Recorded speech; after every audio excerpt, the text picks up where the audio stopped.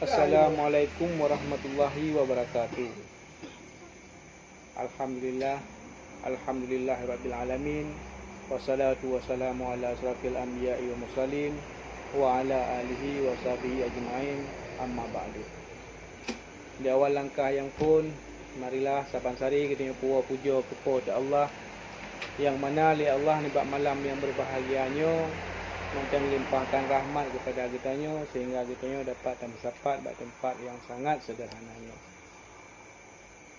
Selanjutnya selawat bertangkaikan salam, marilah kita panjatkan kepada seorang pemuda padang pasir.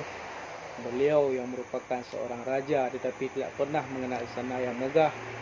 Beliau pun merupakan seorang jenderal tetapi tidak pernah terselip bintang di pundaknya. Beliau adalah anak yatim piatu yang miskin, namun zuhud penuh dengan lautan ilmu pengetahuan. Beliau telah berhasil membawa manusia dari alam jahiliyah kepada alam Islamiah.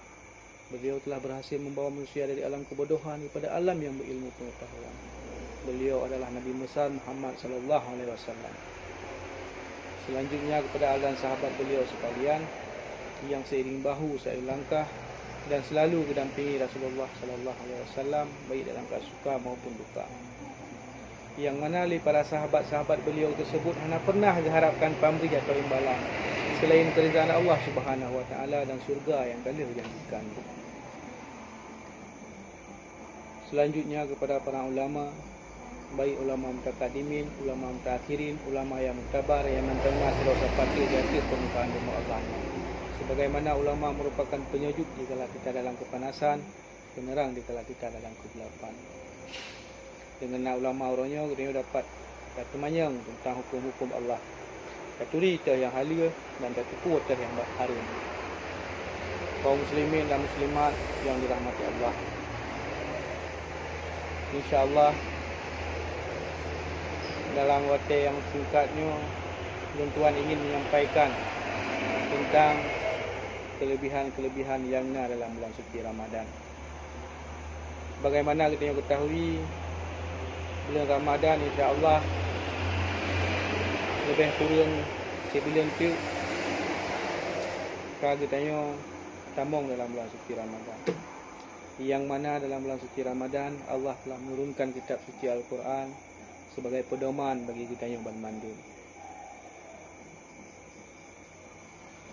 Barangkaso yang merasa gembira dengan terus bulan suci Ramadan, maka Allah berharam badan urungnya tambung dalam neraka. Maka kitanya bermandum yang nak bak tempatnya haruslah merasa gembira dengan kedatangannya bulan suci Ramadan. Para hadirin dan hadirat yang sudah kaya dan yang masih melarat. Zaman masa Rasulullah pernah terjadi pada seorang pemuda yang mana pemudanya hanya pernah disembahyang, hanya pernah beribadat kepada Allah.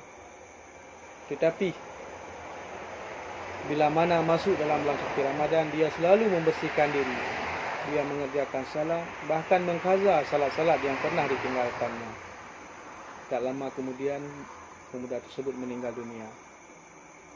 Seseorang bermimpi mengetahuinya. Kekalan pemuda tersebut tengah bersandar gurau dalam surga dengan bidadari yang sediakan oleh Allah Subhanahu wa taala. Ditanya oleh urang melempaunya, "Wahai anak muda, bu amalan yang kata apa buat sehingga kata rempuk lagi yang rupa?" Dijawab oleh pemuda tersebut, "Lun hanya merasa gembira dengan datang bulan suci Ramadan. Lun buat ibadat, lun mulia bulan suci Ramadan.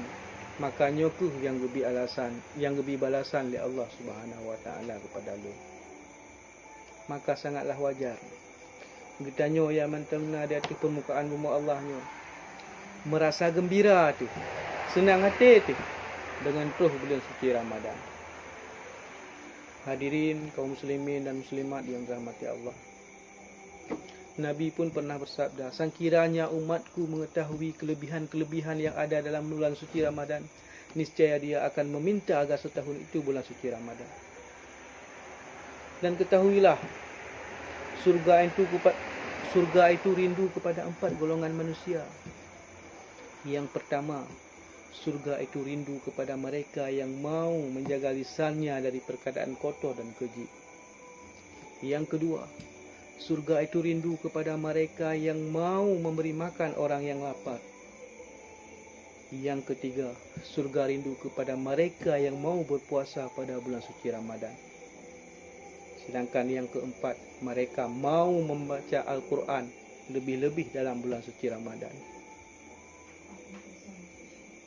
Tentu kita semua kepingin dirindukan oleh surga. Maka jikalau kita kepingin dirindukan oleh surga, laksanakanlah apa yang telah tersebut tadi. Marilah kita memperbanyak membaca Al-Quran ketimbang menghafal lagu-lagu. Marilah kita memperbanyak membaca ayat-ayat suci Al-Quran dan hadis-hadis Nabi. Jangan sampai kita keliru kalau kita masih mengikuti gaya hidup Wostar, Michael Jackson dan bulik-bulik lainnya. Kalau kita masih mengikuti gaya hidup tersebut, berarti kita telah mengikuti gaya hidup syaitan, sedangkan syaitan musuh yang nyata bagi kita.